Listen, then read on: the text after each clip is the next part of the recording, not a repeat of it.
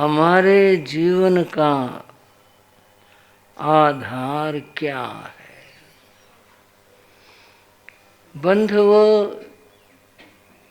प्रश्न कोई मुश्किल नहीं है।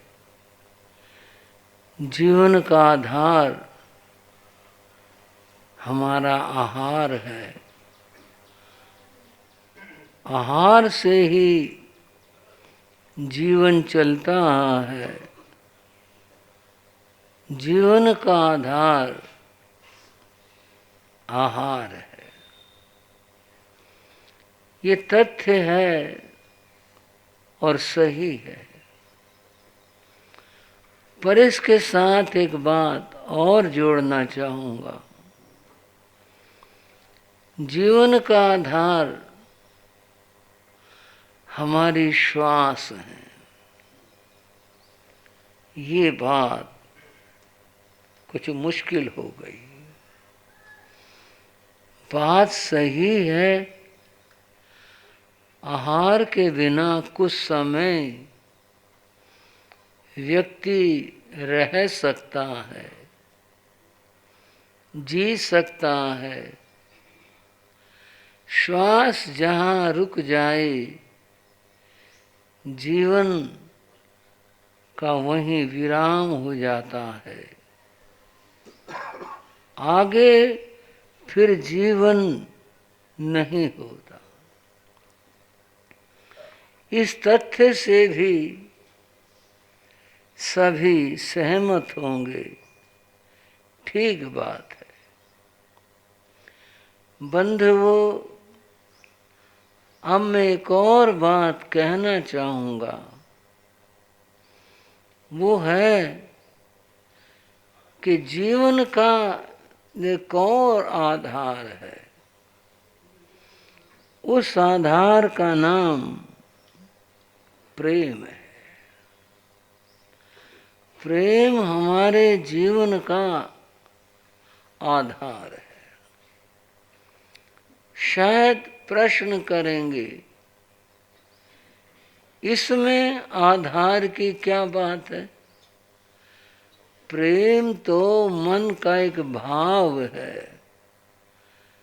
ठीक है, प्रेम हो अच्छा है, पर जीवन का आधार कैसे होगा? बंधुओं, हमारे चारों ओर वायुमंडल है। हवा वायु व्याप्त है। मछलियां पानी के समुद्र में रहती हैं। हम हवा के समुद्र में रहते हैं। हवा हमें दिखाई नहीं देती, पर चारों ओर हमारे हवा है। भले ही वो दिखाई नहीं देती। अब मैं जीवन के आधार की बात कर रहा था। जितना संसार है, ये सब भी प्रेम के वायुमंडल में, प्रेम के समुद्र में जीता है। बात समझ नहीं आई होगी, पर मैं समझाना चाहूँगा। वायु न हो तो जीवन न होगा। प्रेम न हो तो सृष्टि नहीं होगी। प्रेम के बिना परिवार नहीं होगा। प्रेम के बिना समाज नहीं होगा। प्रेम के बिना राष्ट्र नहीं होगा। दुनिया नहीं होगी। क्या होगा? जैसे हवा में पत्ते उड़ते फिरते हैं, प्रेम के बिना सब लोग इस तरह उड़ते फिरेंगे। कोई किसी का नहीं होगा, न बोलेगा, न संपर्क होगा, सब हवा में उड़ते हुए पत्तों की तरह से बिखरते फिरे। प्रेम है तभी हम इकट्ठे हैं, हमारे संबंध हैं। पारिवारिक दृष्टि से, सामाजिक दृष्टि से हम जो परस्पर में बंधे हैं, एक दूसरे को देखकर पुलकित होते हैं, बोलते हैं, यह प्रेम के कारण से है। प्रेम न हो, एक व्यक्ति सड़क से यूं गुजर गया, यूं गुजर गया, कुछ नहीं। और अगर परस्पर में प्रेम हो, भाई साहब नमस्कार, नमस्कार भाई साहब, कहाँ चले? बस यहीं तक जा रहा था, अरे घर आए नहीं आप, ये सब कहाँ से है? प्रेम से नहीं। एक यूं गुजर गया, एक यूं गुजर गया, कुछ नहीं, किसी से क्या लेना, क्या मतलब। मैं फिर आपसे कह रहा हूं, प्रेम के बिना हवा में उड़ते हुए पत्तों की तरह से जीव मनुष्य ऐसे फिरेंगे। ये प्रेम बड़ी अद्भुत चीज है, ये जीवन का आधार है। हम मानते हैं वायु जीवन का आधार है, लेकिन प्रेम के बिना जीवन शून्य है। भगवान महावीर के शब्दों में आपको बताता हूं। भगवान महावीर ने कहा, पीति सुनो पिसुन्नो, फिर सुन लो, समझ लो महावीर प्रभु की वाणी को। पीति सुनो पिसुन्नो, प्रीति प्रेम, प्रेम का ही एक नाम प्रीति है। प्रीति सुनो, प्रीति प्रेम से जो शून्य है, उसके लिए कहा वह शून्य है, उसका जीवन शून्य है। इस बात को महसूस करके देखो, ये तीर्थंकर की वाणी है, प्रेम के बिना जीवन शून्य है। अगर जीवन में कोई आनंद नाम की चीज है तो वह प्रेम है। और किसी वस्तु में समझ लो, किसी भोजन में, किसी चीज में आनंद नहीं है, आनंद अगर है तो वह प्रेम के अंदर है। थोड़ा सा आपको बता देना चाहूँगा प्रसंग के द्वारा कि आनंद वस्तु में नहीं, प्रेम में होता। जिस समय भारतवर्ष में महाभारत युद्ध के बादल मंडरा रहे थे, उस समय श्री कृष्ण ने चाहा युद्ध टल जाए,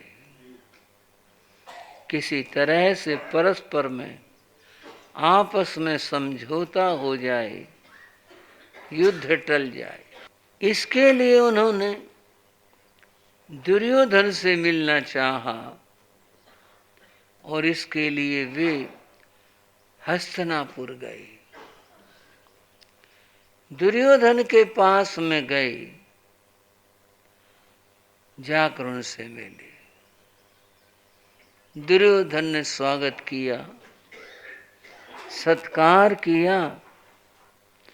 कृष्ण बैठे, आने का प्रयोजन पूछा तो श्री कृष्ण ने कहा, दुर्योधन मैं चाहता हूँ कि युद्ध टल जाए और आपका, कौरवों का और पांडवों का परस्पर समझौता हो जाए, कुछ ऐसा हो जाए क्या करना है? श्री कृष्ण ने कहा, मैंने पांडवों को तैयार किया है, उनके रहने के लिए तुम 5 गांव दे दो, 5 नगर दे दो, और बाकी जितना राज्य है वो सब तुम्हारा है। उनका भी निर्वाह हो जाएगा, जी लेंगे, तुम अपने राज्य करना, आनंद से रहना, समझौता कर लो। दुर्योधन ने कहा, कृष्ण ने, आपने गाय चराई है, आप राजनीति को नहीं जानते हो, आप राजनीति की बारीकी को नहीं जानते हो, आपने गाय चराई, आपको क्या पता राजनीति का। सुनो, मेरी बात सुनो। सोचाग्रम नैव दास्यामि बिना युद्धेन केशव। कृष्ण, सुए की नोक के ऊपर जितनी जमीन आए इतनी भी मैं बिना युद्ध के नहीं दे सकता। आप 5 गांव की बात कर रहे हो, मैं तो इतनी जमीन भी नहीं दे सकता। कृष्ण का मन निराश हुआ। जो आदमी इतना कृपण है, इतनी भूमि भी देने के लिए तैयार नहीं है, वह क्या समझौता करेगा? व्यर्थ है। कृष्ण बोले, अच्छा दुर्योधन मैं चलता हूं। नहीं, जाने की क्या बात है, ये तो मैंने नीति की बात बताई, आप आए हो, खुशी है, भोजन का समय है, भोजन करो, भोजन करने के बाद फिर आपको विदा करूंगा, ऐसे नहीं। नहीं, अब मेरा जो प्रयोजन था वो प्रयोजन खत्म हो गया, जिस उद्देश्य से मैं आया था। अब क्या भोजन करना, क्या रुकना, मैं तो अब जा रहा हूं। और कहकर श्री कृष्ण चल पड़े। हस्तिनापुर से बाहर निकले।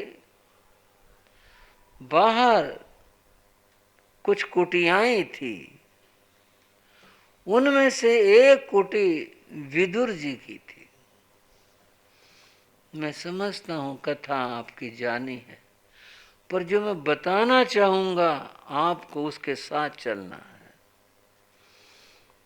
सोचा भोजन का समय है, चलो विदुर जी के यहाँ भोजन करते हैं। विदुर श्री कृष्ण से प्रेम रखते थे, श्री कृष्ण को विदुर से प्रेम था, और जहाँ प्रेम होता है वहाँ मान मनोहार की आवश्यकता नहीं होती। बुलाएंगे तो जाएंगे, कुछ नहीं, अपना घर अपने मित्र का घर है, अपने भक्त का घर है, चलो वहाँ चलते हैं, भोजन करेंगे। कृष्ण विदुर की कुटी पर गए। संयोग की बात, उस समय विदुर जी बाहर गए हुए थे। उनकी धर्म पत्नी थी विदुरानी। उसने देखा, अरे कृष्ण आए हैं, भगवान आए हैं, हमारा ऐसा सौभाग्य। वो तो खड़ी हुई आगे बढ़ी, नमस्कार किया, स्वागतम कहा, आओ आओ पधारो, आपके यहाँ पर आया हूँ। विदुर जी, वो आते होंगे अभी, आप बैठो, आप आओ, आप विराजो। कठ चटाई थी वो दे दी, ये बैठो। कोई सिंहासन, स्वर्ण सिंहासन, कोई और उच्चासन कुछ नहीं था, थे सिर्फ चटाई। बंधुओं, परमात्मा भगवान वस्तुओं का नहीं, प्रेम का भूखा होता है। निमंत्रण दिया, चटाई पर कृष्ण बड़े आराम के साथ बैठ गए। तो कुछ खा लीजिए, भोजन का समय है। ठीक है, जैसा तुम चाहो। उस समय कुटी में कुछ केले के फल आए हुए थे। विदुरानी ने केले के फल उठाए, लेकर बैठ गई उनके पास में। बोली, मैं खिलाऊंगी आपको, जैसा तुम चाहो। गुच्छे से उसने एक केला तोड़ा, छीला, भावों में और प्रेम में उस महाअतिथि भगवान के प्रति कितना प्रेम भाव उसमें उमड़ा होगा, इसकी कल्पना करके देखो। इसकी जो कल्पना है वह है शायद उस बारीकी तक, शायद कह रहा हूं, न पहुंच पाए। प्रेम वह है जहां अपने सुध बुध खो जाए। और विदुरानी अपने आप को भूल गई, सुध बुध भूल गई। बस एक ही बात, भगवान को समर्पित करना है। उसने केला छीला और जैसा होता है कि छीले का अंदर भाग जो गिरी है वो खाया जाता है, वो भूल गई इस बात को। उसने जो गिरी थी वो तो डाल दी और छिलका भगवान को दे दिया। ये प्रेम की पराकाष्ठा थी, इतनी पराकाष्ठा थी, इतनी पराकाष्ठा थी, प्रेम की पराकाष्ठा थी। और कृष्ण भगवान प्रेम के भूखे होते हैं।